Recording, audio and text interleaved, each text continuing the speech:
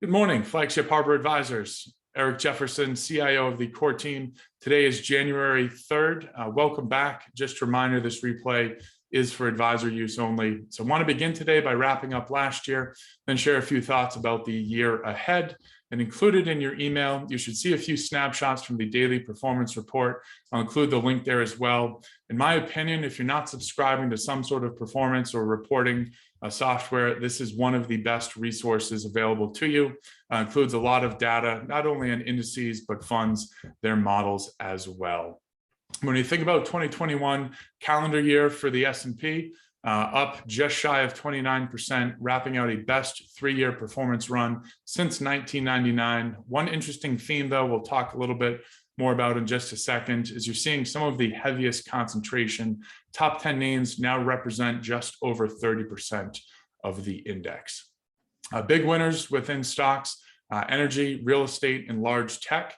The top 6 contributors to the S&P 500 return last year were in the technology space. As well, when you actually creep down the size, SMID value, so small and mid cap value, averaged 28% return last year. If you blend the small and mid growth, that was modest single-digit returns. Biggest loser there was actually small growth, up not even 3%. One of the popular names you'll see that has a heavy concentration to this space, the Cathie Woods innovation-focused ETF ARK, down 25% after what has been a very, very strong run last several years. As well, biggest losers, anything outside of the US. I saw EM marginally negative, as well developed international, low double-digit returns, so not even half of the S&P 500. Turning to fixed income, tough year for bond investors. Obviously, interest rates up, bond prices down. The biggest loser there were those higher quality, longer duration names. One interesting theme, though, that has emerged is the concept of a flattening yield curve. And that refers to the fact we have seen disproportionately higher appreciation or higher interest rates on the front end or the short end of the curve versus longer term. To give some metrics there, 30-year increased from 93 basis points January 1st of last year, ended at 196 versus the 2-year that increased 62 basis points from 13 to 75. Again, increase on the 30-year just shy of 19%, increase on the 10-year just shy of 500%. And when we talk about the Fed raising interest rates next year, how the market is pricing that in, again, the increase on the 2-year of 62 basis points, we think the Fed will typically increase in increments of 25 basis points. 25 divided by 62 gets you close to just shy of 2.5. A big winner within the fixed income space was credit. Default rates remain at near historic lows, 90% fewer than the longer term averages. And where there were defaults, we saw recovery rates up 13% versus those longer term averages.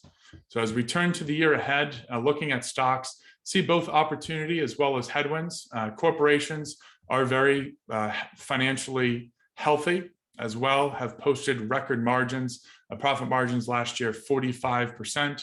Again, when we look to the year ahead, forecasting some revenue growth, forecasting or expect companies to benefit from some very aggressive stock buybacks, that gets us to what we do believe will be a positive environment for risk assets going forward. Headwinds, though, are obviously higher interest rates. Again, for those companies with stretched valuations, expect some margin compression there, as well as companies that are highly levered. As those shorter term loans come due, they now need to refinance those at a higher cost that directly cuts into the margins unless they can pass along those higher costs to their end consumers, something that gets increasingly more difficult to do as they're already doing that, the result of higher inflation and input costs. There's a quote from a former colleague of mine, I think is very applicable. John Lynch, former chief market strategist for LPL Research, would always say, rising tide lifts all ships. When the tide goes out, we see who's wearing swim trunks and who isn't. And again, when we think about the outlook for next year, I think owning cheap beta is going to be less of a winning strategy. I think there's going to be much more of an opportunity to identify specific pockets in the market that are going to be rewarded for investors going forward. I think this certainly favors more of a bottom-up approach. One interesting stat, if we analyze the idiosyncratic factors, in 2020, those contributed just 20% to a stock's return, suggesting that 80% of a company's femme French factors dictated their returns. When we think about size, quality, style, beta, so on and so forth, in 2021, that percentage decreased from 80 down to 59%. So again, roughly about 2/3, still the majority of a stock's performance are determined by its factors. However, I think there is much more of an environment going forward where stock-specific fundamentals are going to play a bigger driver in their underlying performance. Historically, that environment is one that would favor active management. However, when we think about how the ETF industry has evolved, not only over the last decade, but especially over the last several years, you're seeing many more instruments today that will give you the benefit of those additional screens, as well as the benefit in an ETF that's typically lower cost, more liquidity, and more tax efficiency. So as we think about our forecast for the year ahead, the market and economic commentary should be out in the next week and a half. That is being produced as we speak. High-level insight into our thoughts there. Do favor stocks over bonds, although likely expect more volatility in the equity space. Honestly, would be surprised if we didn't get a 10% pullback at some point. We are certainly overdue there. But again, forecasting low double-digit earnings growth, aggressive stock buybacks, and hopefully marginal margin compression. I think that gets us to a mid to high single-digit return environments for broad stocks. Within domestic equities, I do really like story within small caps. These have very strong earning growth projections as well. One of the few regions of the Morningstar style box that is relatively cheap. Small value, for example, cheaper today, even despite its 28% return last year, cheaper today than its 20-year historical average. Just to give you some context, large growth is 165% more expensive today than its historical averages.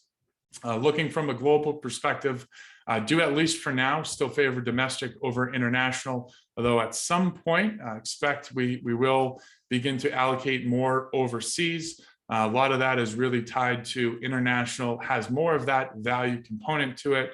And again, we don't necessarily see disproportionately stronger growth rates domestically versus international. International, though, obviously has a significantly lower valuation. In a higher interest rate environment, we think valuations will start to matter again. Similarly, do favor domestically value over growth.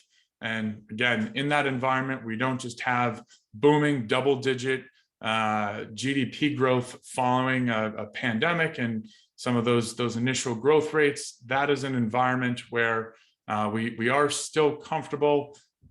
GDP will expand.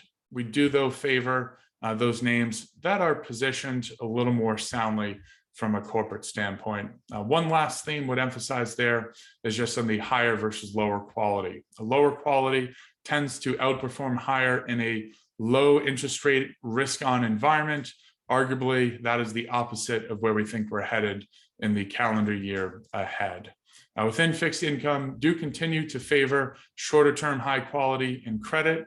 In the credit space, specifically things like bank loans, as well floating rate, one of our favorite sectors that does give you that higher quality component with built-in characteristics to increase interest rates and limit your duration exposure. The only thing that would probably cause us to change our views is if somehow inflation dropped off materially overnight.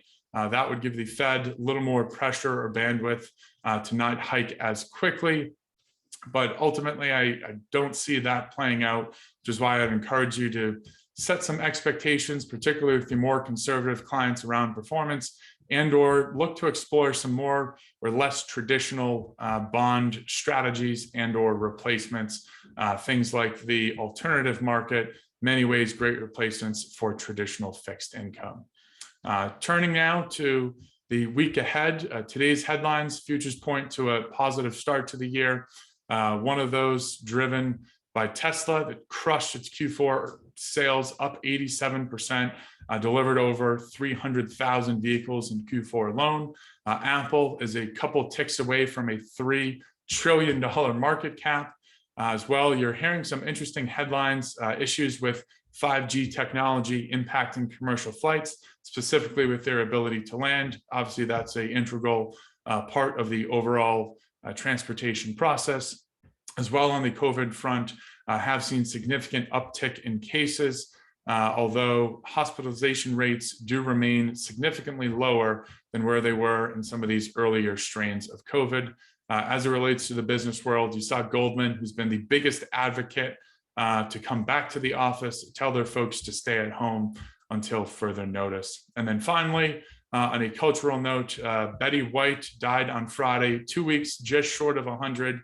To give some context, I heard a very interesting stat about how long she's lived. Babe Ruth hit 552 home runs after she was born. Again, Babe Ruth, for many of us, somebody we just think about in the history books, but to give some context there. That's all for now. Thank you for your time today. As always, please let Michael and myself know if there's anything we can do to help. Take care.